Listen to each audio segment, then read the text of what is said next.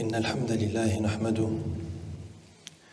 ونستعينه ونستغفره ونعوذ بالله من شرور أنفسنا وسيئات أعمالنا من يهده الله فلا مضل له ومن يضلل فلا هادي له وأشهد أن لا إله إلا الله وحده لا شريك له وأشهد أن محمدًا عبده ورسوله صلى الله عليه وسلم أما بعد فالإيمان بالكتب.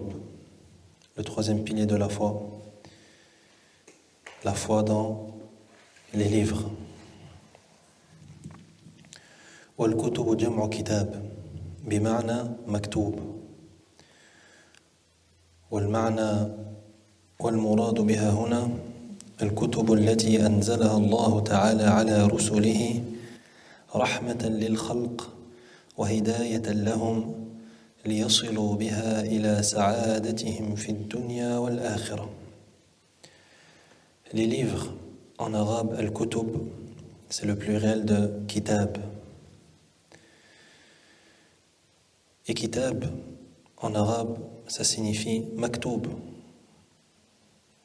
Donc, al-kutub, en arabe, c'est le pluriel de kitab, qui signifie le livre.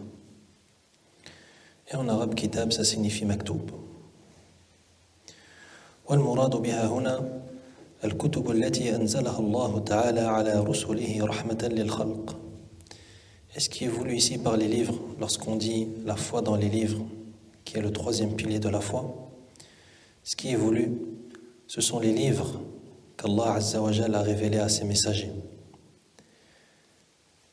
Rahmatan lil khalq, par miséricorde pour la création. Donc les livres, ce sont les livres qu'Allah a révélés à ses messagers par miséricorde pour les créatures. Wa hidayatan lahum, ainsi que comme guidés pour eux. Liyasilu biha ila sa'adatihim fi dunya wal akhirah, afin qu'ils parviennent et qu'ils accèdent au bonheur, que ce soit dans ce bas monde et dans l'au-delà. Donc rien que la définition des livres en islam, des livres célestes, des livres sacrés, elle en dit long en réalité sur notre religion. Et elle en dit long sur les religions qui ont été révélées aux prophètes et aux messagers. Les livres, ce sont les livres qu'Allah a révélés à ses messagers, rahmatan lil khalq, par miséricorde pour les créatures. Donc, ce qu'on trouve dans notre livre, à nous les musulmans, qui est le Coran, c'est une rahma en réalité pour nous. C'est-à-dire que c'est une miséricorde d'Allah. C'est une miséricorde. Allah, il nous fait miséricorde lorsqu'il nous a révélé ce livre à travers son prophète sallallahu alayhi wa sallam. Wa hidayatan lahum. Ces livres, c'est également une guidée pour les gens. Donc ce Coran, c'est une guidée pour nous. Celui qui cherche à être bien guidé, celui qui cherche la bonne route, celui qui cherche le bon chemin, celui qui se plaint d'être égaré, d'être perdu, de ne pas savoir où aller, de ne pas savoir quoi faire dans sa vie, qu'il s'attache au Coran, au livre d'Allah subhanahu wa ta'ala, et à la sunna de son prophète sallallahu alayhi wa sallam, car c'est là qu'il trouvera la guidée. De même, il dit لِيَصِلُوا بِهَا إِلَى سَعَادَتِهِمْ فِي الدُّنْيَا وَالْآخِرَةِ. Allah, il a révélé ses livres à ses messagers par miséricorde pour eux, ainsi que pour que ces livres constituent une guidée pour eux, لِيَصِلُوا بِهَا إِلَى سَعَادَتِهِمْ فِي الدُّنْيَا وَالْآخِرَةِ, afin qu'ils accèdent au bonheur dans la vie d'ici-bas et dans l'au-delà. Et qui d'entre nous ne cherche pas le bonheur? Tout le monde cherche le bonheur, que ce soit le musulman ou le mécréant, le pauvre, le riche, celui qui est en bonne santé, celui qui ne l'est pas. Tout le monde recherche le bonheur. Le bonheur, tu le trouveras dans les livres sacrés qu'Allah subhanahu wa ta'ala a révélés à ses prophètes et à ses messagers, en l'occurrence le Coran.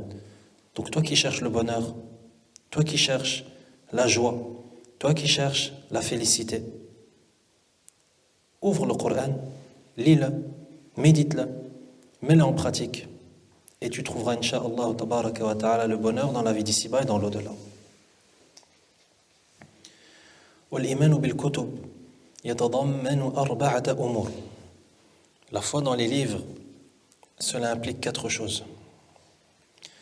La foi dans les livres, cela implique quatre choses. Ça veut dire que croire au livre d'Allah subhanahu wa ta'ala, ça implique quatre points. الأول الإيمان بأن نزولها من عند الله حقا. Le premier point, c'est de croire au fait que cette révélation, elle provient véritablement d'Allah. C'est-à-dire l'origine de la révélation, c'est Allah subhanahu wa ta'ala. C'est Allah qui a révélé ces livres, véritablement. Donc, ça vient d'Allah subhanahu wa ta'ala, ça vient du divin. الثاني الإيمان بما علمنا اسمه منها باسمه كالقرآن الذي نزل على محمد صلى الله عليه وسلم والتوراة التي أنزلت على موسى عليه السلام والإنجيل الذي أنزل على عيسى عليه السلام والزبور الذي أوتيه داود عليه السلام وأما من لم نعلم اسمه فنؤمن به إجمالا. Le deuxième point, c'est de croire aux noms qui nous ont été rapportés concernant ces livres. Aux noms qui nous ont été rapportés concernant ces livres sacrés, ces livres célestes. Comme le Coran, qui a été révélé à Muhammad sallallahu alayhi wa sallam, ou la Torah, qui a été révélée à Moussa alayhi salam, ou encore l'Évangile, qui a été révélé à Isa alayhi salam, ou encore Az-Zabour, les psaumes, qui ont été donnés à Daoud alayhi salam. Par contre, pour les autres livres, dont on ne connaît pas le nom, on se contente d'y croire de manière concise et générale, comme cela a été expliqué et mentionné dans la foi dans les anges. Ça veut dire lorsqu'il y a un nom qui nous est rapporté de manière authentique, on croit au nom. C'est-à-dire qu'on croit que tel livre s'appelle comme ça. Mais si on n'a pas reçu de détails concernant le nom de tel ou tel livre, on se contente d'y croire de manière générale. Ça veut dire que ce n'est pas parce qu'on ne connaît pas le livre, c'est pas parce qu'on ne connaît pas le nom d'un livre qu'on n'y croit pas.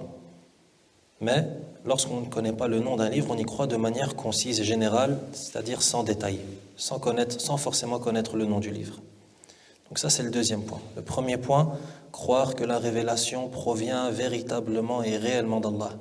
Deuxième point, croire au nom de ces livres qui nous ont été rapportés et ceux dont on ne connaît pas le nom, on y croit de manière sommaire, sans détail.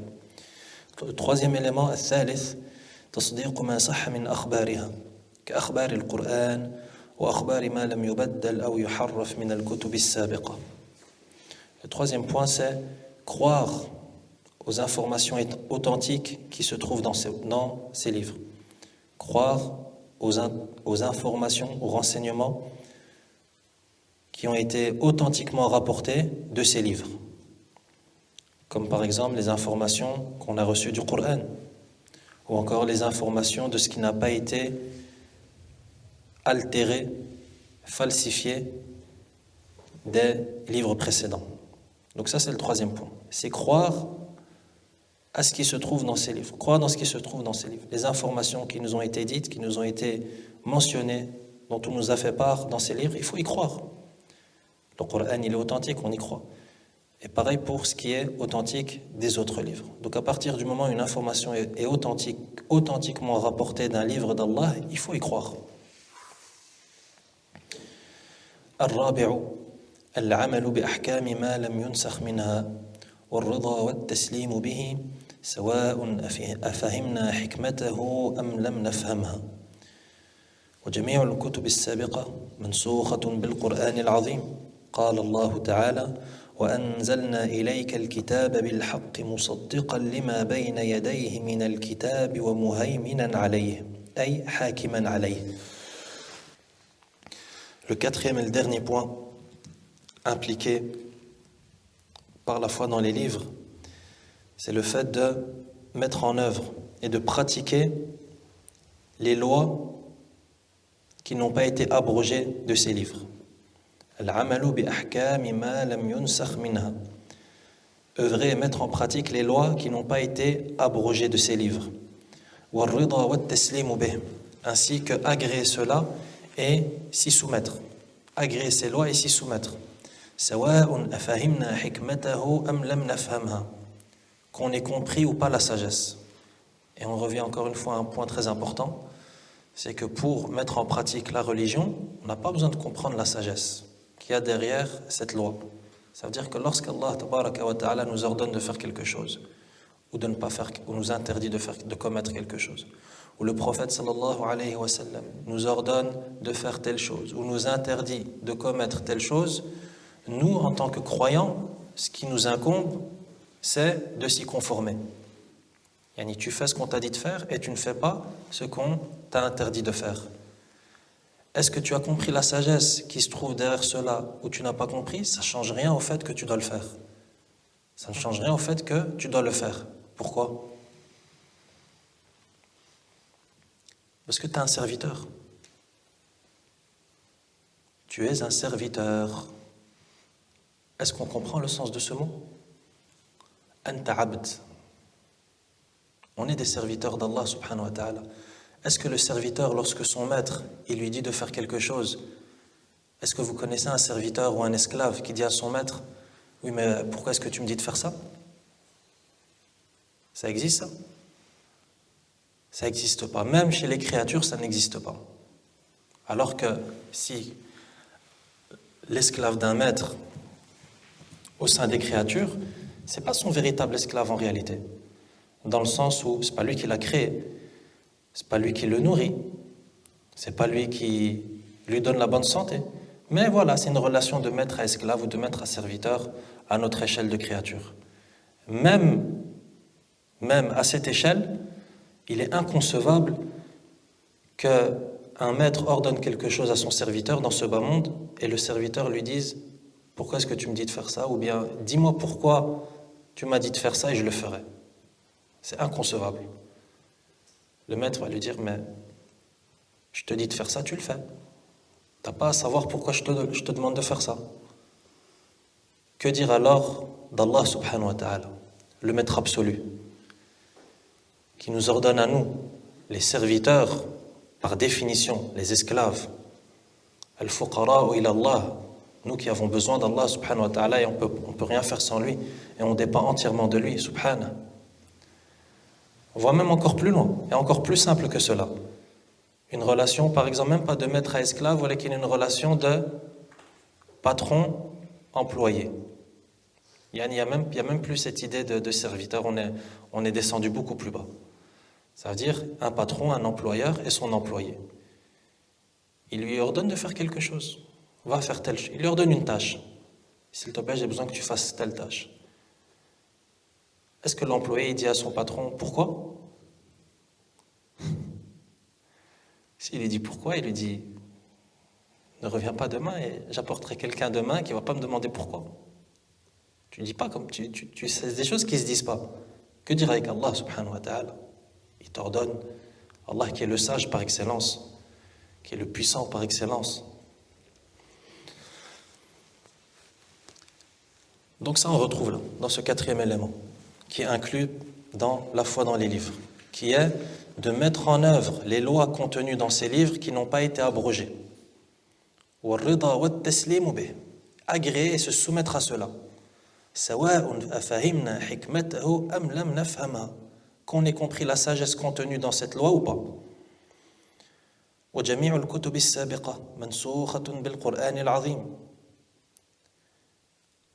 Ensuite, il est important de noter que tous les livres précédents, ils ont tous été abrogés par le Coran. Ça veut dire que lorsque le Coran est arrivé, lorsque le Coran a été révélé, il a abrogé tous les livres précédents. Comme le dit le Très-Haut dans Sourate Al-Ma'ida, verset 48, وأنزلنا إليك الكتاب بالحق مصدقا لما بين يديه من الكتاب ومهيمنا عليه. مهيمنا عليه يعني حاكما عليه. Donc le verset 48 de Sourate Al-Ma'ida, dans lequel le Très-Haut dit dans la traduction des sens, et sur toi, c'est-à-dire Muhammad, et sur toi nous avons fait descendre le livre avec la vérité afin de confirmer les livres qui étaient là avant lui et de prévaloir sur eux. Et de prévaloir sur eux. Donc nous, ce qui nous intéresse dans le verset, c'est la fin. Et de prévaloir sur eux. Muhayminan alayh. Yani hakiman alayh. Donc dans le verset, il y a bien une preuve que le Coran, il il prévaut, ça veut dire il abroge tous les livres qui l'ont précédé. وعلى هذا فلا يجوز العمل بأي حكم من أحكام الكتب السابقة إلا ما صح منها أو أقره القرآن. Et donc on tire comme conclusion de cela qu'il n'est pas permis de mettre en pratique une législation précédente contenue dans les livres précédents, sauf si c'est une information qui est authentiquement rapportée de ce livre et qui est agréée par le Coran. Donc il faut que ce soit approuvé dans le Coran. Donc non seulement il faut que ce soit authentiquement rapporté de cette législation précédente, la législation de Isa alayhi salam par exemple, ou de Moussa, il faut que ce soit authentiquement rapporté, et en plus de ça, il faut que ce soit approuvé dans le Coran. Ça veut dire qu'il ne faut pas que ça contredise le Coran, mais au contraire, le Coran doit venir approuver cela. Donc au final, on comprend que l'affaire, elle tourne autour du Coran. وَالْإِيمَانُ بِالْكُتُبِ يُثْمِرُ ثَمَرَاتٍ جَلِيلَةٍ مِنْهَا.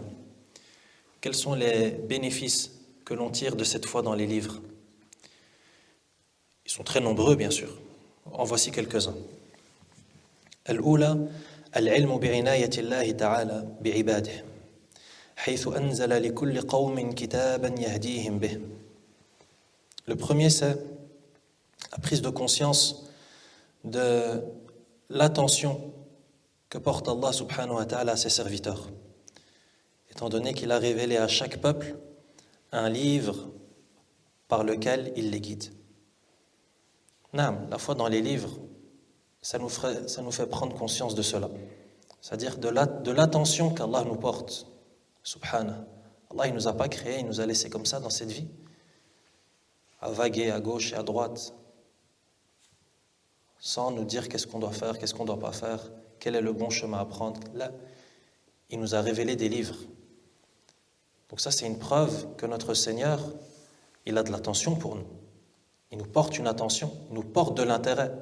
Pourquoi? Car il nous a révélé ces livres, afin de nous montrer le bon chemin. Et afin de nous guider. Car si, sans ces livres, on n'aurait pas pu être guidé. Étant donné que la guidée, on la trouve dans les livres qu'Allah a révélés. الثانية العلم بحكمة الله تعالى في شرعه حيث شرع لكل قوم ما يناسب أحوالهم كما قال الله تعالى لكل جعلنا منكم شرعة ومنهاجا. Le deuxième bénéfice qu'on tire de la foi dans les livres, c'est la prise de conscience de la sagesse divine, de la sagesse d'Allah subhanahu wa ta'ala lorsqu'il légifère. Car effectivement, Allah a légiféré à chaque peuple. Allah légifère en fonction de la situation du peuple.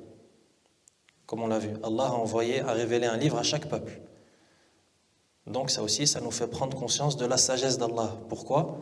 Car chaque peuple a besoin d'une législation qui lui convient. Chaque peuple a besoin d'une législation qui convient à son contexte, aux aspects économiques, sociaux, démographiques, peu importe. Donc la sagesse d'Allah subhanahu wa ta'ala, comme il le dit dans Surat Al-Ma'idah verset 48, لِكُلٍّ جَعَلْنَا مِنْكُمْ شِرْعَةً وَمِنْهَاجًا. À chacun de vous, nous avons assigné une législation et une méthodologie ou bien un plan à suivre. Et le troisième avantage que l'on tire, c'est شُكْرُ نِعْمَةِ اللَّهِ فِي ذَلِكَ. Le troisième enseignement et le troisième profit qu'on tire de la foi dans les livres, c'est que ça va susciter en nous le remerciement d'Allah subhanahu wa ta'ala pour ce bienfait, pour cet énorme bienfait qui est la révélation du livre. Donc voilà pour ce troisième pilier qui est la foi dans les livres célestes révélés par Allah tabaraka wa ta'ala. Al-Iman bir-Rusul, le quatrième pilier, la foi dans les messagers. Ar-Rusul, jam'u rasul, bima'na mursal, ay mab'outhun bi-iblaghi shay'.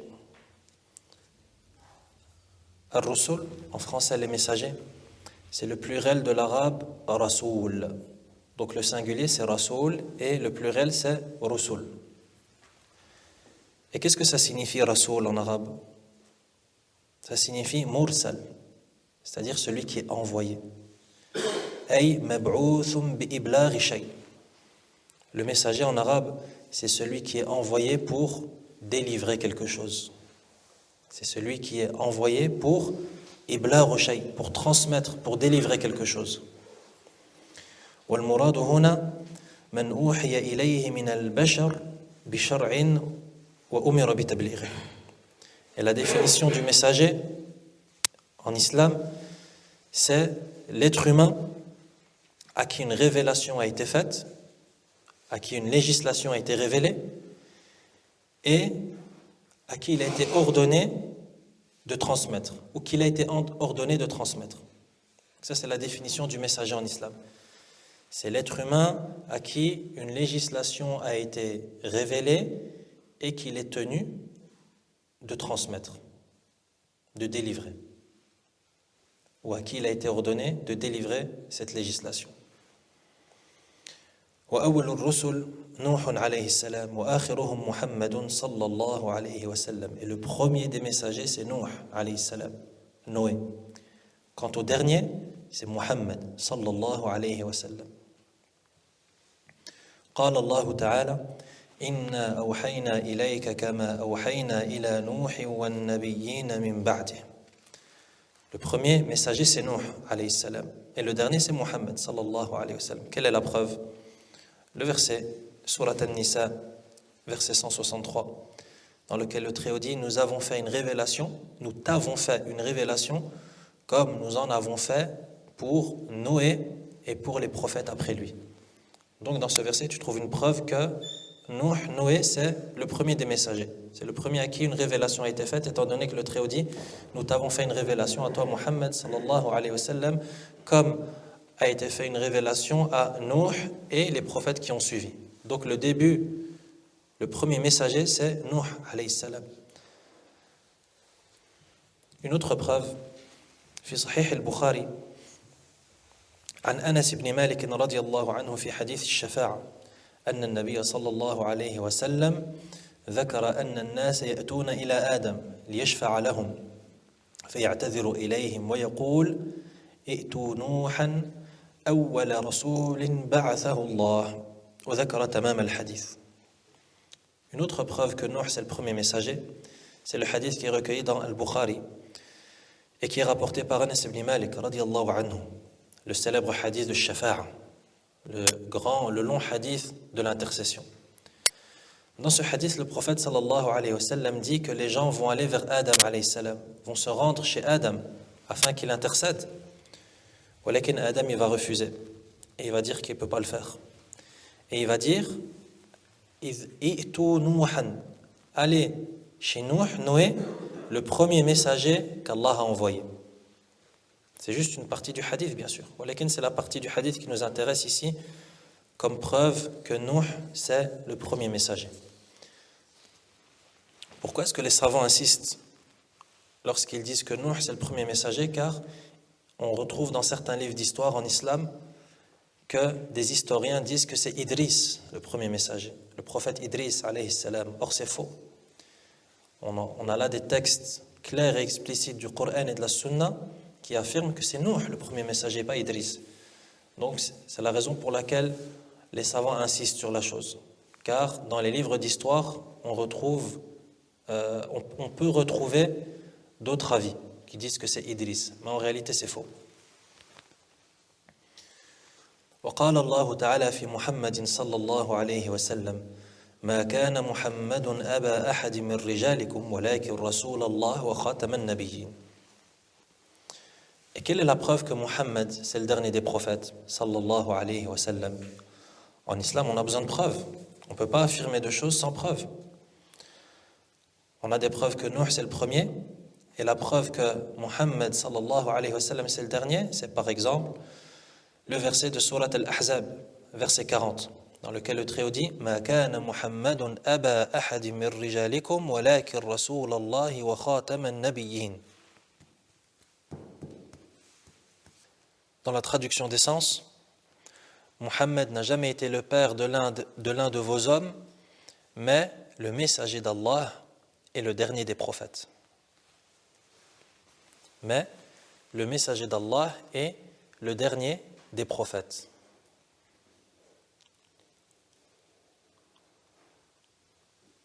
Alors maintenant, quelqu'un vient et dit, le verset, je ne vois pas où est la preuve que le prophète Mohammed sallallahu alayhi wa sallam, c'est le dernier des messagers. Étant donné que dans le verset, Allah il dit que c'est le dernier des prophètes. C'est quoi la réponse? Non. Donc la question, Allah dans le verset mentionne que Muhammad sallallahu alayhi wa sallam c'est le dernier prophète. C'est le dernier prophète. Et maintenant la question se pose. La question suivante. En quoi ce verset est une preuve que Muhammad est le dernier messager alors que le verset stipule que c'est le dernier des prophètes? Non. Parce que tout messager est forcément prophète, mais pas forcément tout prophète et messager. Ok. Et ce qui fait qu'avoir des Nabiyin, c'est juste c'est le dernier des prophètes, et donc forcément il n'y aura pas de messager, puisque tout messager est prophète. Ahsant. C'est exactement ça, jazakallah khairan. Si Allah Azza wa Jal dit que Muhammad c'est le dernier prophète, forcément c'est aussi le dernier messager. Pourquoi? Car tout messager est prophète. Tout messager est prophète, mais tout prophète n'est pas messager. C'est-à-dire que les prophètes sont plus nombreux que les messagers. Et le messager est meilleur que le prophète. Il y a une légère différence entre les deux.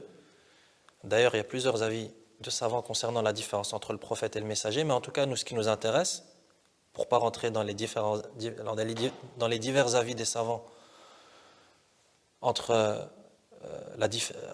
qui étudient la différence entre le prophète et le messager, ce qui est sûr et ce qui nous intéresse, nous, c'est que le messager est meilleur que le prophète, ça c'est sûr. Et que tout messager est prophète. Mais tout prophète n'est pas forcément messager, étant donné que messager, c'est un statut au-dessus. Donc, si Allah tabaraka wa ta'ala nous dit que Muhammad sallallahu alayhi wa sallam c'est le dernier prophète, c'est que forcément c'est aussi le dernier messager. Parce que s'il n'y a pas de prophète après Muhammad sallallahu alayhi wa sallam, il n'y aura pas de messager. Étant donné que tout messager est prophète.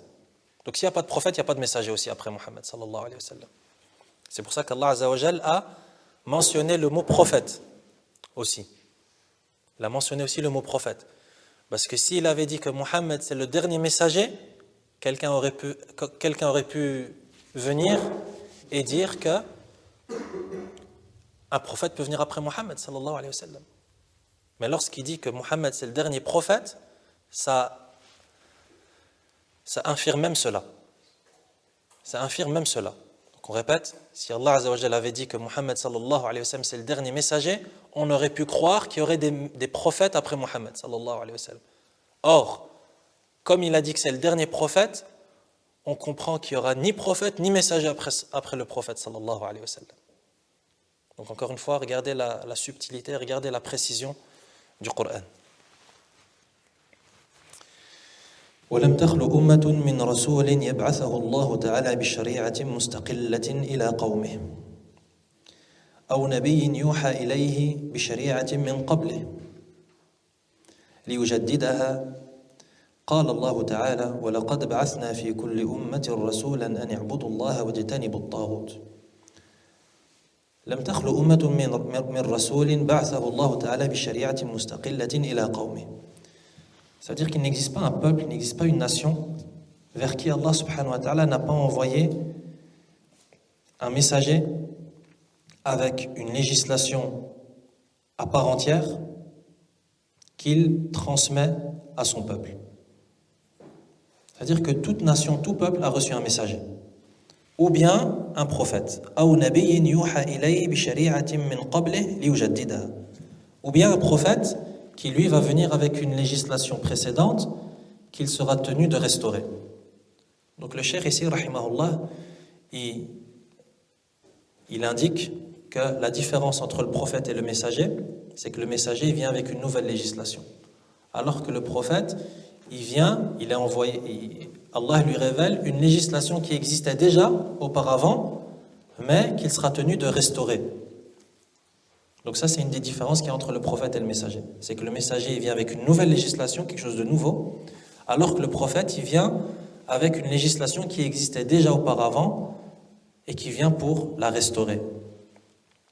Donc, il n'y a pas un peuple vers qui n'a pas été envoyé soit un prophète, soit un messager. C'est quoi la preuve? Le verset 36 de sourate An-Nahl. وَلَقَدْ بَعَثْنَا فِي كُلِّ أُمَّةٍ رَسُولًا أَنِ اعْبُدُوا اللَّهَ وَاجْتَنِبُوا الطَّاغُوتَ.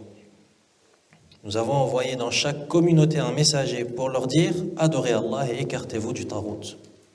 Ou encore le verset où le Très-Haut dit « وَإِن مِّنْ أُمَّةٍ إِلَّا خَلَا فِيهَا نَذِيرٌ » Le verset 36 de sourate Fatir. Il n'est pas une nation qui n'ait pas déjà eu un avertisseur. Donc toute nation, tout peuple a reçu un avertisseur. وقال تعالى إنا أنزلنا التوراة فيها هدى ونور يحكم بها النبيون الذين أسلموا للذين هادوا. Ou encore le verset où le Très-Haut dit dans la traduction des sens, et c'est le verset 44 de Surat Al-Maïda, nous avons fait descendre la Torah dans laquelle il y a guide et lumière. C'est sur sa base, c'est-à-dire la Torah, que les prophètes qui se sont soumis à Allah jugent les affaires des Juifs. والرسل بشر مخلوقون ليس لهم من خصائص الربوبية والألوهية شيء. قال الله تعالى عن نبيه محمد صلى الله عليه وسلم وهو سيد الرسل وأعظمهم جاها عند الله قل لا أملك لنفسي نفعا ولا ضرا إلا ما شاء الله ولو كنت أعلم الغيب لاستكثرت من الخير وما مسني السوء إن أنا إلا نذير وبشير لقوم يؤمنون.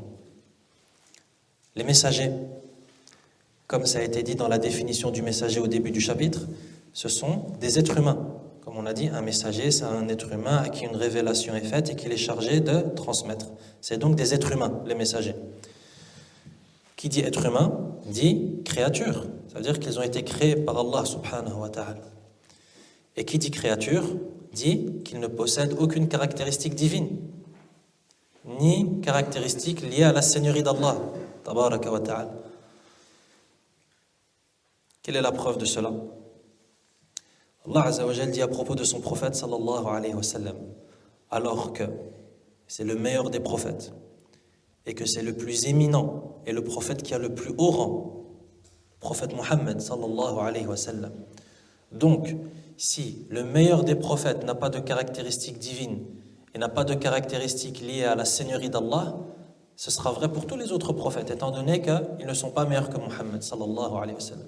Qu'est-ce que dit Allah concernant le prophète Muhammad sallallahu alayhi wa sallam? Il dit dans Surat Al-A'raf, verset 188, قُلْ لَا أَمْلِكُ لِنَفْسِي نَفْعًا وَلَا ضَرًّا إِلَّا مَا شَاءَ اللَّهُ. Il dit, dans la traduction des sens, dit, je ne détiens pour moi-même ni profit ni dommage, sauf ce qu'Allah veut. Et Allah lui dit de dire, dit que je ne détiens pour moi-même ni profit ni dommage. Je ne peux me faire ni du bien ni du mal. Car comme ça a été vu dans le tawhid de la seigneurie, seul Allah subhanahu wa ta'ala peut apporter un profit, peut être profitable à quelqu'un ou nuisible. Donc le prophète sallallahu alayhi wa sallam dit, je ne détiens pour moi-même ni profit ni dommage, sauf ce qu'Allah veut. Et là bien sûr, ça nous renvoie aux caractéristiques liées à la seigneurie d'Allah. Seul Allah peut être profitable. Seul Allah peut nuire à quelqu'un. Ensuite, il continue, il dit, et si je connaissais le ghaib, c'est-à-dire l'invisible, l'inconnaissable, j'aurais eu des biens en abondance et aucun mal ne m'aurait touché. Allah Azza wa Jal ordonne à son prophète sallallahu alayhi wa sallam de dire ça aux gens. De leur dire que si je connaissais al-ghaib, l'invisible, j'aurais eu des biens en abondance, j'aurais accumulé beaucoup de richesses. Et aucun mal ne m'aurait touché. Aucun mal ne m'aurait touché. Or, le mal a touché le prophète sallallahu alayhi wa sallam. Le prophète sallallahu alayhi wa sallam, il a été touché par la sorcellerie sallallahu alayhi wa sallam. Il a été touché par la maladie. Il a été touché par les blessures de guerre sallallahu alayhi wa sallam. Donc si le prophète sallallahu alayhi wa sallam connaissait l'invisible, il n'aurait pas été touché par ces choses. Donc Allah azza wa jalla lui dit de rappeler aux gens que s'il connaissait l'invisible, toutes ces choses ne lui seraient pas arrivées.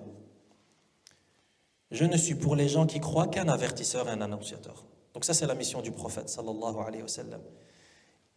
In ana illa nadhirun wa bashirun liqawmin yu'minun. Le prophète sallallahu alayhi wa sallam, c'est juste quelqu'un qui vient avertir du châtiment et qui vient annoncer la bonne nouvelle à qui? Aux gens qui croient. Donc ça c'est une preuve que le meilleur des prophètes sallallahu alayhi wa sallam ne possède aucune caractéristique divine. Donc ceux qui sont en dessous de lui, à plus forte raison.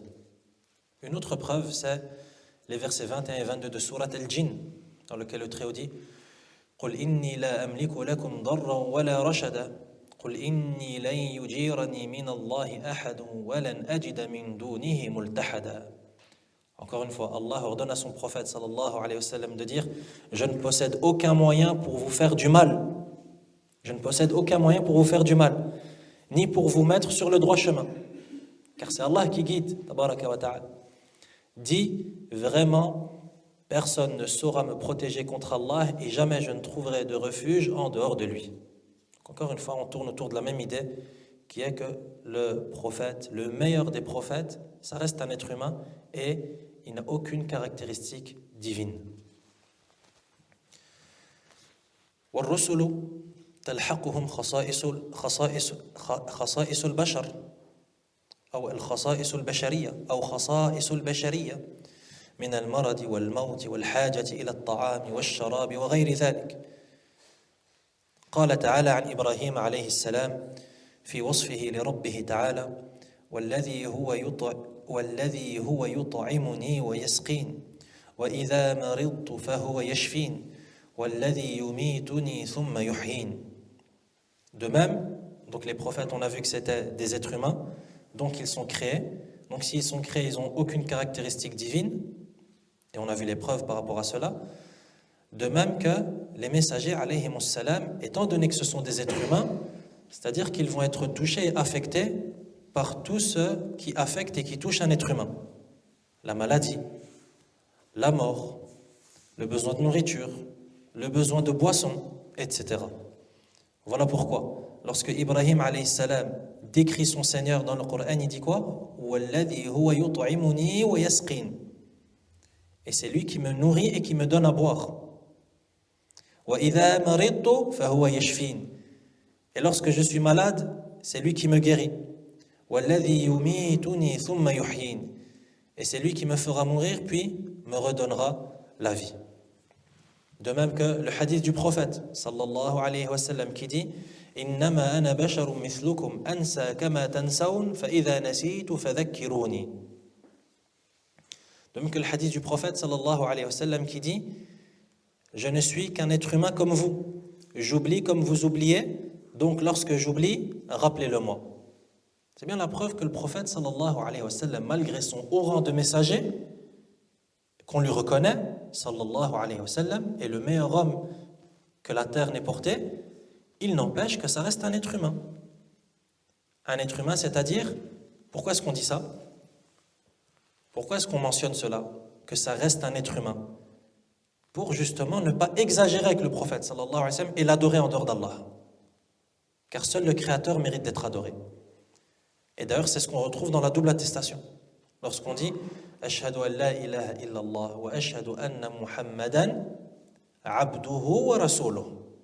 Abduhu wa rasuluh. Ça veut dire que le prophète sallallahu alayhi wa sallam, abd wa rasul. Abd, yani la yu'bad. Wa rasulun la yukadhab. Comme a dit Cheikh l'Islam ibn Taymiyyah. Rasulun abdun la yu'bad wa rasulun la yukadhab. C'est le serviteur d'Allah, donc il ne peut pas être adoré. Étant donné que c'est le serviteur d'Allah, il ne peut pas être adoré. Mais on adore son maître, qui est Allah subhanahu wa ta'ala. Donc le prophète, c'est un serviteur, c'est le serviteur d'Allah, donc on ne peut pas adorer le prophète. Mais c'est le messager, donc on ne peut pas le démentir. Et on ne peut pas le renier. Donc rien que dans la double attestation, dans l'attestation que Muhammad sallallahu alayhi wa sallam est le serviteur et messager d'Allah, il y a une réfutation contre qui?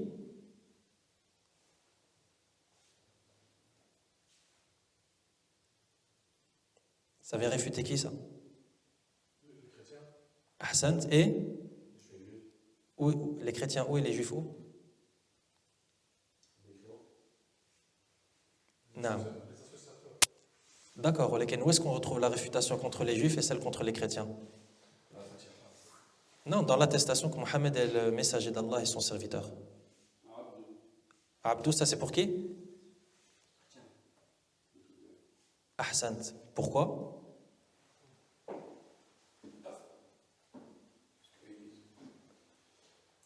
Parce qu'il est serviteur, il est serviteur d'Allah SWT. Donc Allah SWT est son maître, et donc on doit suivre. Parce que les chrétiens ont adoré leur prophète. Voilà. Ahsant. Et les juifs, c'est Rasoulun la yukadhab. Étant donné qu'eux, ils ont démenti la prophétie. Donc ça, c'est un point important. Et c'est pour ça que c'est mentionné dans les livres de croyance. C'est que justement, le prophète sallallahu alayhi wa sallam, après lui avoir reconnu ce haut rang, qui est le messager, qui est le meilleur des messagers, qui est le maître des fils de Adam alayhi salam, après lui avoir reconnu ce haut rang, il faut respecter son droit de serviteur, c'est-à-dire ne pas l'adorer. Car l'adoration, c'est le droit exclusif d'Allah subhanahu wa ta'ala.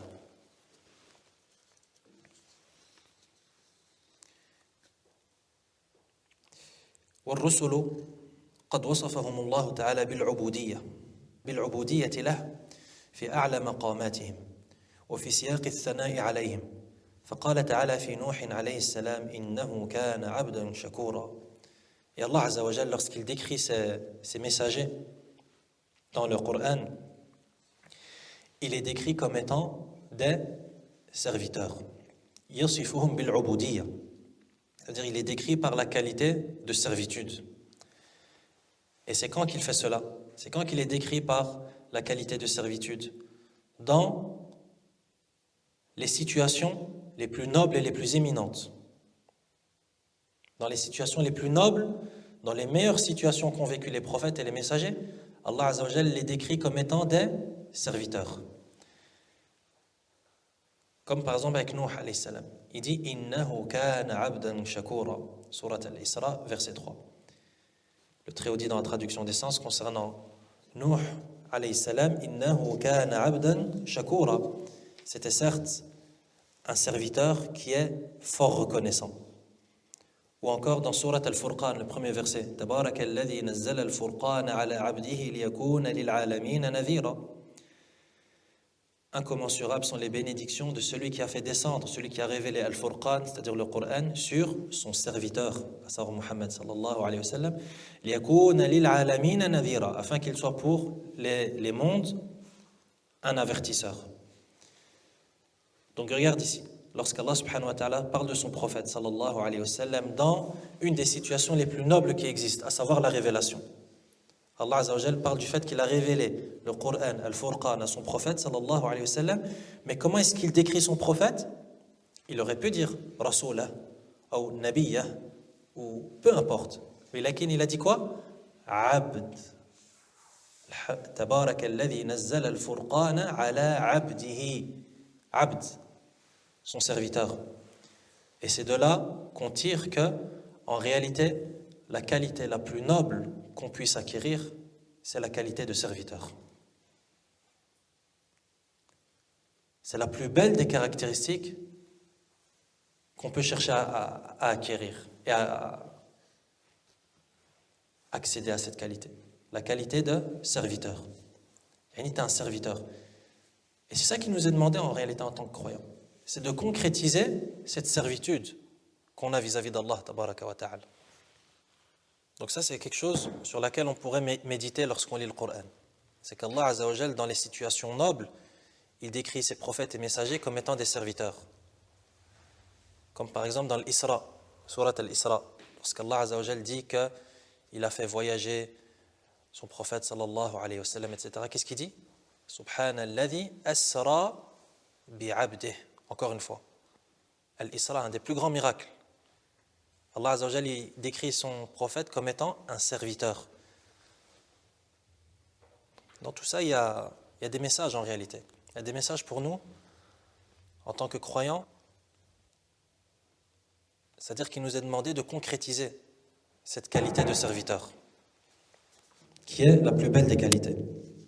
وقال في إبراهيم وإسحاق ويعقوب عليهم السلام واذكر عبادنا إبراهيم وإسحاق ويعقوب أولي الأيدي والأبصار إنا أخلصناهم بخالصة ذكر الدار وإنهم عندنا لمن المصطفين الأخيار. De même qu'Allah Azza wa Jal dit à propos d'Ibrahim, de Ishaq et de Yaqub, dans les versets 45 à 47 de sourate Sad, il dit le très haut dans la traduction des sens, et rappelle-toi Ibrahim, Ishaq et Yaqub, nos serviteurs puissants et clairvoyants. Encore une fois, nos serviteurs puissants et clairvoyants. Donc encore une fois, la qualité de serviteur qui revient. Nous avons fait d'eux l'objet d'une distinction particulière, le rappel de l'au-delà. Ils sont auprès de nous, certes, parmi les meilleurs élus. Ou encore avec Isa alayhi salam. Le Très-Haut dit In huwa illa abdun an'amna alayhi wa ja'alnahu mathalan li bani Israël.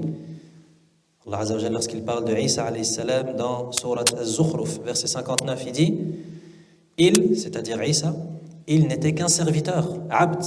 In huwa illa abd. Il n'était qu'un serviteur que nous avions comblé de nos bienfaits et que nous avions désigné en exemple aux enfants d'Israël.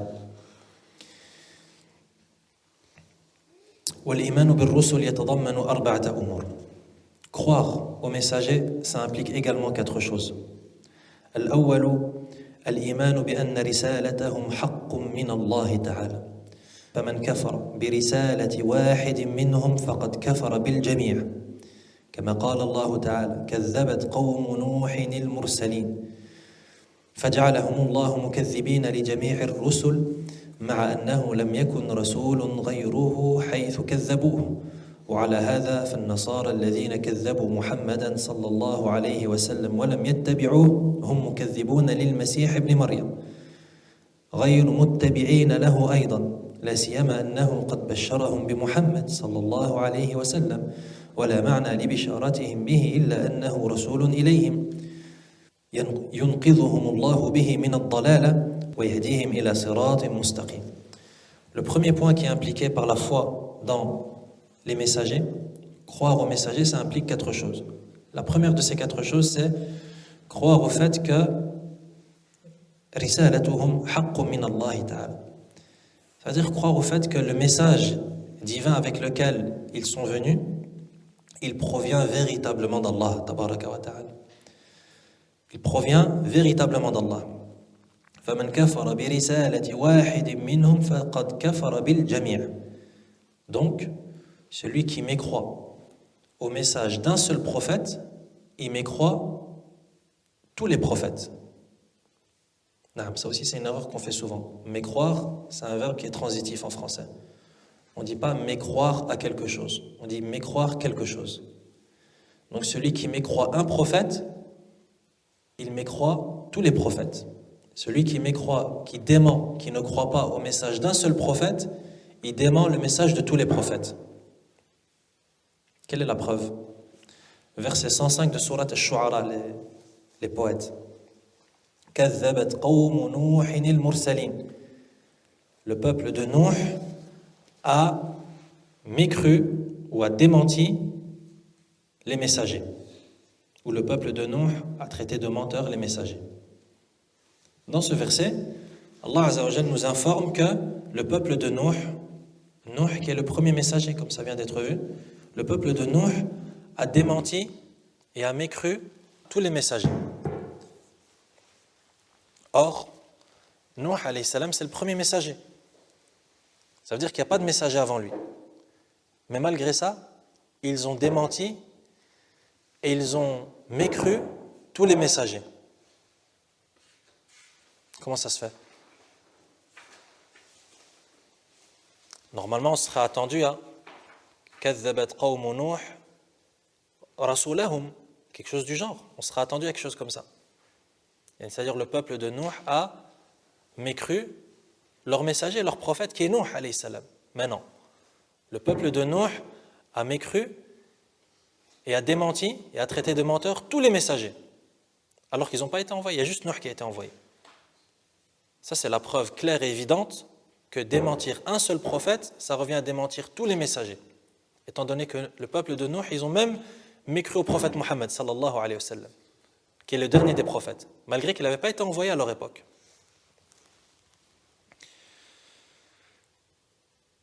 Un autre exemple, c'est les chrétiens, par exemple, qui ne croient pas au prophète Mohammed, sallallahu alayhi wa sallam. Donc, étant donné qu'ils ne croient pas au prophète Mohammed, sallallahu alayhi wa sallam, ils mécroient même au prophète auquel ils prétendent croire, c'est-à-dire Isa alayhi salam. Donc les chrétiens et les juifs, on leur dit, vous ne croyez pas à votre prophète. Parce que si vous croyez en votre prophète, vous aurez cru au prophète Mohammed, sallallahu alayhi wa sallam. Ou bien, compte tenu du fait que vous ne croyez pas au prophète Mohammed, sallallahu alayhi wa sallam, automatiquement vous ne croyez pas à votre prophète.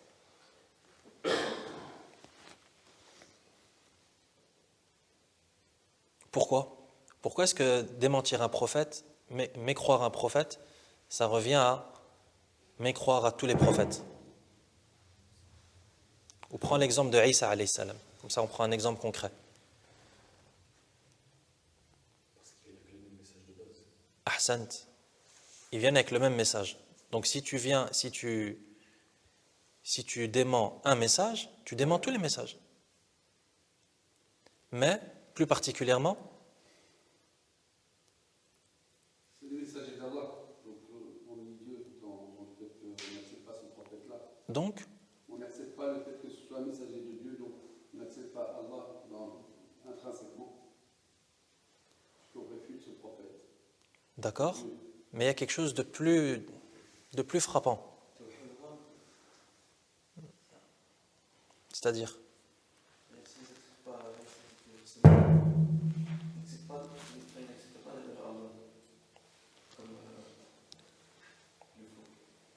non. Donc la question c'est, pourquoi est-ce que, par exemple dans le cas des chrétiens, le fait qu'ils ne croient pas au prophète Mohammed sallallahu alayhi wa sallam, ça les fait automatiquement mécroire au prophète auquel ils prétendent croire, c'est-à-dire Isa alayhi salam.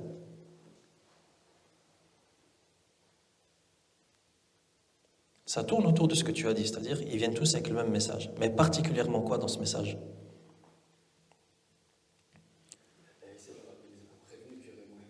Ahsant, barakallahu fik, c'est ça. C'est parce que Isa leur a dit qu'il y a un prophète qui va venir et qui s'appelle Ahmed. Donc si vous ne croyez pas au prophète qui est venu et qui s'appelle Ahmed, ça veut dire que tu ne crois pas à ton prophète. Donc ça c'est encore plus clair. C'est-à-dire que mécroire à un prophète, ça revient à mécroire à tous les prophètes.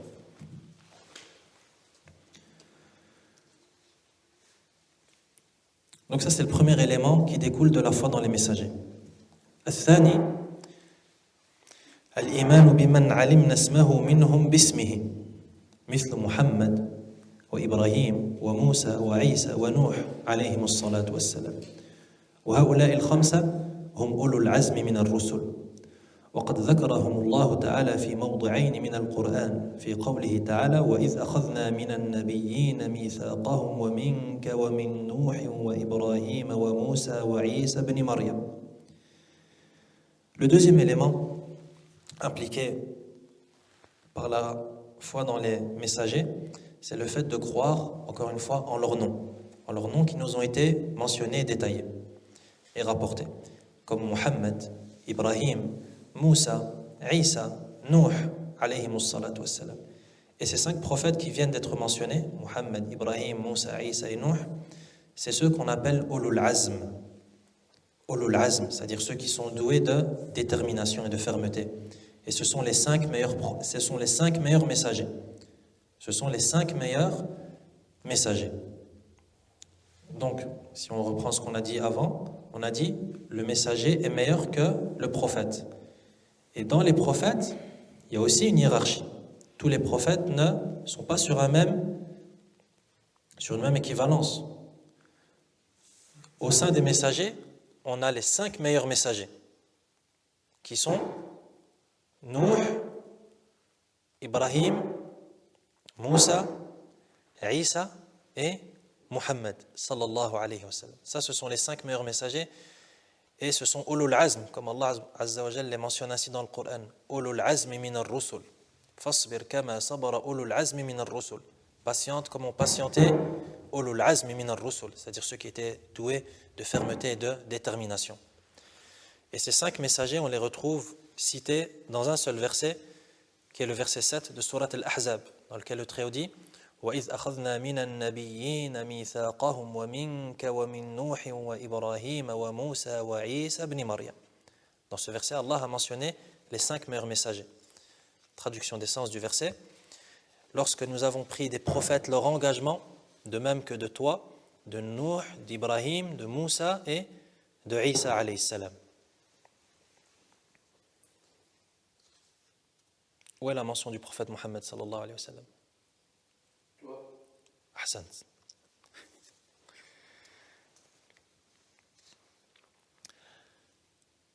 وقال تعالى شرع لكم من الدين ما وصى به نوحا والذي أوحينا إليك وما وصينا به إبراهيم وموسى وعيسى أن أقيموا الدين ولا تتفرقوا فيه. De même que dans le verset 13 de Sourate Ash-Shura, la consultation, le Très-Haut dit, en traduction des sens, il a légiféré pour vous en matière de religion ce qu'il avait enjoint à Nuh, ce que nous t'avons révélé, ainsi que ce que nous avons enjoint à Ibrahim, à Moussa et à Isa. Établissez la religion et n'en faites pas un sujet de division. Donc encore une fois, les 5 prophètes qui sont mentionnés, alayhimu as-salatu was-salam. وَأَمَّا مَنْ لَمْ نَعْلَمْ اسْمَهُ مِنْهُمْ فَنُؤْمِنُ بِهِ إِجْمَالًا. Et encore une fois, le même principe. Celui dont on ne connaît pas le nom, on y croit de manière générale, de manière sommaire, c'est-à-dire sans détail. Ce n'est pas parce qu'on ne connaît pas le nom d'un messager qu'on n'y croit pas. Si Allah nous informe de son nom, on y croit avec son nom. Si Allah nous informe qu'il y a eu tel et tel message mais qu'on ne connaît pas leur nom, on y croit comme Allah subhanahu wa ta'ala nous l'a décrit dans le Coran, c'est-à-dire sans le nom. Comme le Très-Haut dit dans Sourate Ghafir, verset 78, وَلَقَدْ أَرْسَلْنَا رُسُلًا مِّن قَبْلِكَ مِنْهُمْ مَنْ قَصَصْنَا عَلَيْكَ وَمِنْهُمْ مَنْ لَمْ نَقْصُصْ عَلَيْكَ.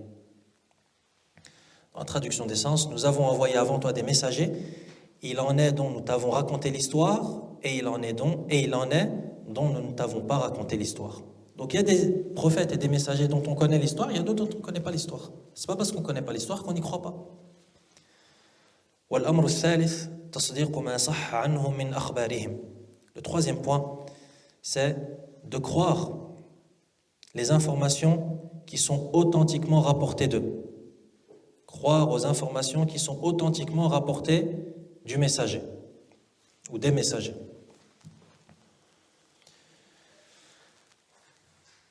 والأمر الرابع العمل بالشريعة من أرسل إلينا منهم وهو خاتمهم محمد صلى الله عليه وسلم المرسل إلى جميع الناس. قال الله تعالى فلا وربك لا يؤمنون حتى يحكموك فيما شجر بينهم ثم لا يجدوا في أنفسهم حرجا مما قضيت ويسلموا تسليما. Et le quatrième et le dernier point, inclus par la foi dans les messagers, c'est le fait de mettre en œuvre la législation du messager qui nous a été envoyé. Remarquez à chaque fois le lien dans la croyance qu'il y a entre la foi et la mise en pratique. Parce que là, on est en train de parler de croyance. La croyance qui est la foi. C'est-à-dire quelque chose auquel on doit croire dans notre cœur.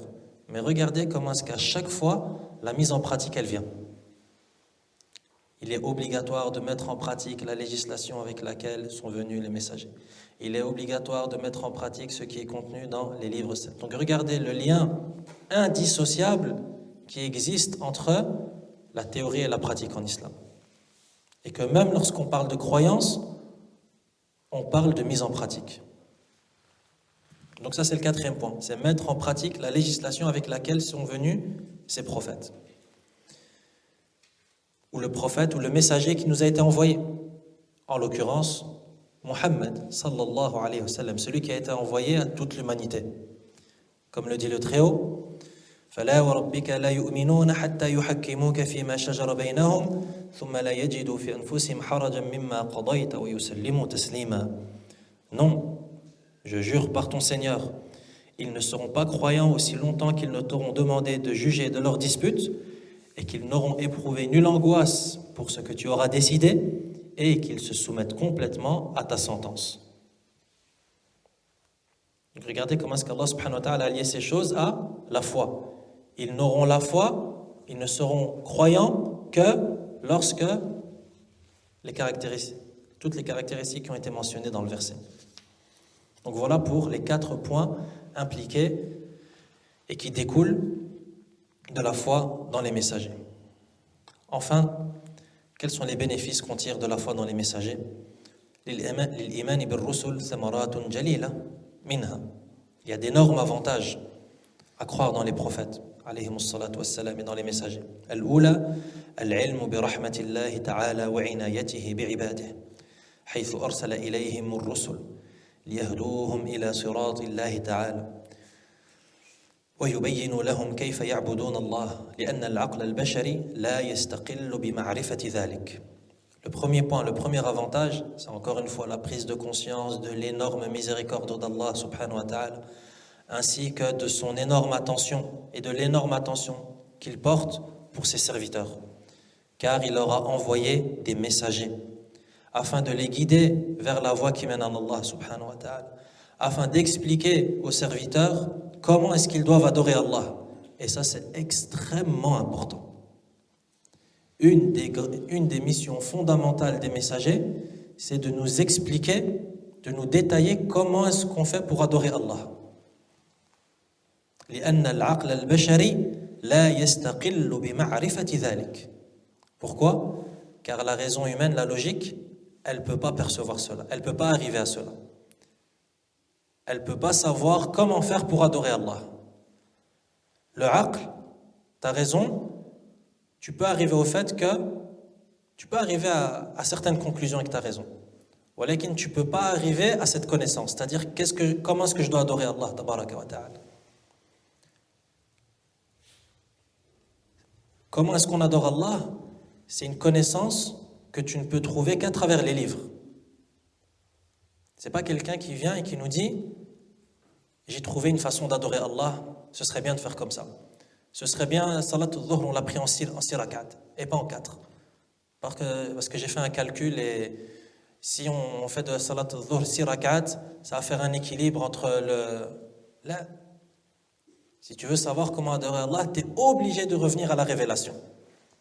Tu es obligé de revenir vers le prophète, sallallahu alayhi wa sallam. Car c'est une des missions et c'est un des objectifs pour lesquels il a été envoyé, sallallahu alayhi wa sallam.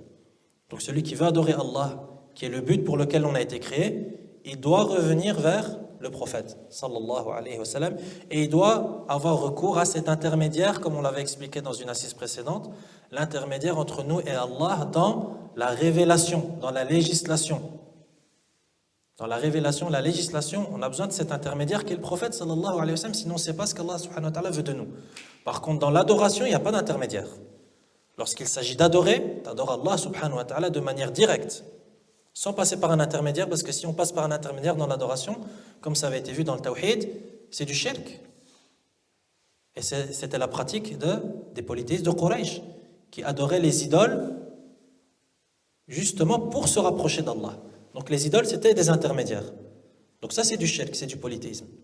Pourquoi? Car c'est prendre des intermédiaires dans l'adoration. Non, l'adoration, c'est direct. Par contre, la révélation, savoir ce qu'Allah veut de nous, on est obligé de passer par un intermédiaire, qui est le prophète, sallallahu alayhi wa sallam. Sinon, comment tu vas savoir ce qu'Allah veut de toi? Allah, il te révèle? Allah, il fait descendre sur toi une révélation? Là, c'est qui a reçu la révélation? C'est le prophète, sallallahu alayhi wa sallam. Donc, on doit revenir vers lui pour savoir ce qu'Allah veut de nous. Donc ça, c'est le premier point, le premier avantage. Le deuxième avantage, الثانية شكره تعالى على هذه النعمة الكبرى. Le deuxième avantage, c'est que ça va susciter en nous, encore une fois, la gratitude. Lorsqu'on sait qu'Allah subhanahu wa ta'ala nous fait miséricorde de cette manière et porte envers nous cet intérêt et cette attention qui est d'envoyer des messagers afin de nous guider, afin de nous faire rentrer au paradis, afin de nous faire miséricorde, ça va nous faire aimer Allah subhanahu wa ta'ala. Et ça va nous inciter à le remercier. tabaraka wa ta'ala, étant donné que c'est un énorme bienfait. الثالثة محبة الرسل عليهم الصلاة والسلام وتعظيمهم والثناء عليهم بما يليق بهم لأنهم رسل الله تعالى ولأنهم قاموا بعبادته وتبليغ رسالته والنصح لعباده. Et le troisième et le dernier avantage, c'est que la foi dans les messagers, ça va également susciter en nous l'amour pour les messagers. Ça va faire que ces messagers, on va les aimer. Alayhimus salatu wassalam. Wa ta'zimuhum. Ça va également faire que ces messagers, on va les respecter. Ta'zimuhum. Wa thana'u alayhim. Qu'on va faire leurs éloges, qu'on va les complimenter. Alayhimus salatu wassalam. Bima yaliqu bihim. لأنهم رسل الله تعالى. Car ce sont les messagers d'Allah subhanahu wa ta'ala. وَلِأَنَّهُمْ قَامُوا بِعِبَادَتِهِ. Et car ils ont accompli, ils ont concrétisé l'adoration d'Allah tabaraka wa ta'ala. وَتَبْلِغِ رِسَالَتِهِ. De même qu'ils ont concrétisé la délivrance du message. Ça veut dire que les messagers, ils ont transmis tout le message. وَالنُّصْحِ لِعِبَادِهِ. De même qu'ils nous ont prodigué les conseils qu'il fallait prodiguer. Voilà pour les avantages que l'on tire de la foi dans les messagers.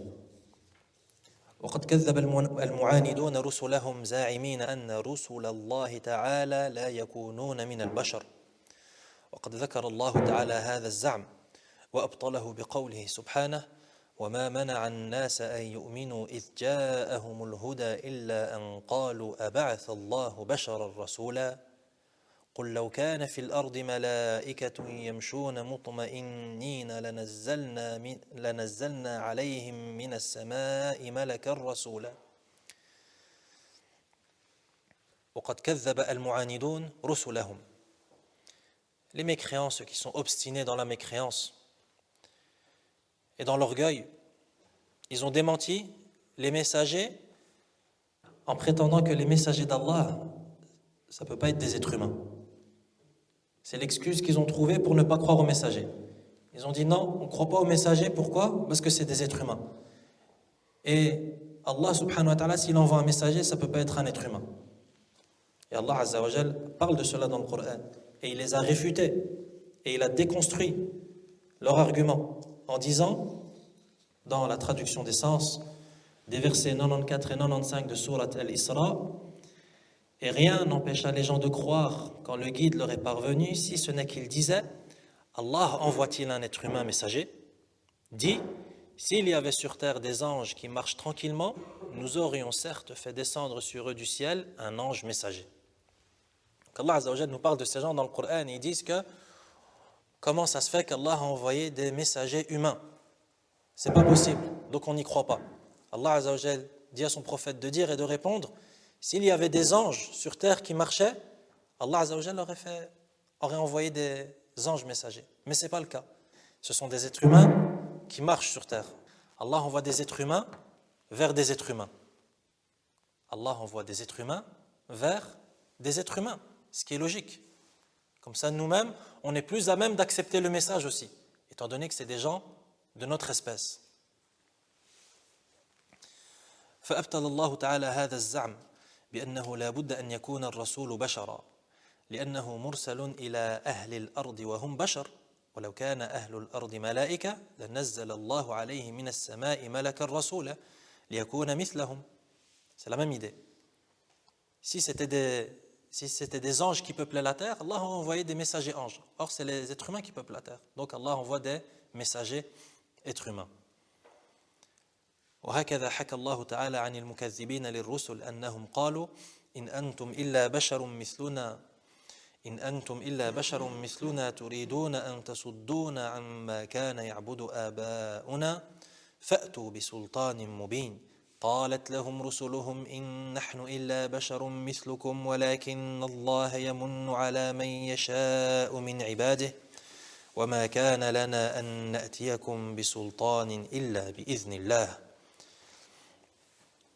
Allah Azza wa Jal, encore une fois dans un autre passage du Coran, les versets 10 et 11 de Sourate Ibrahim, il parle de cela, il dit « Vous n'êtes que des hommes comme nous », c'est-à-dire ceux qui ont renié les messagers, ils disent « Vous n'êtes que des hommes comme nous ». Vous voulez nous écarter de ce que nos ancêtres adoraient. Apportez-nous donc une preuve évidente. Leurs messagers leur disent, certes, nous ne sommes que des êtres humains comme vous, mais Allah favorise qui il veut parmi ses serviteurs. Naam, on est des êtres humains comme vous. Walakin Allah, il accorde sa grâce et sa faveur à qui il veut parmi ses serviteurs. On est des êtres humains comme vous, walakin Allah nous a choisis pour être des messagers et des prophètes. Mais Allah favorise qui il veut parmi ses serviteurs et il ne nous appartient pas de vous apporter quelques preuves que par la permission d'Allah. Ils ont demandé des miracles. Les messagers ont répondu et ont dit, les miracles, c'est que par la permission d'Allah subhanahu wa ta'ala. Ça ne vient pas de nous. Walakin ça vient du Créateur subhanahu wa ta'ala. Et c'est ainsi que se termine la lecture qui concerne ce quatrième pilier de la foi, à savoir la foi dans les messagers. نسأل الله سبحانه وتعالى أن يوفقنا جميعا للعلم النافع والعمل الصالح وأن يمن علينا بحسن الختام وصلى الله وسلم على نبينا محمد وعلى آله وأصحابه أجمعين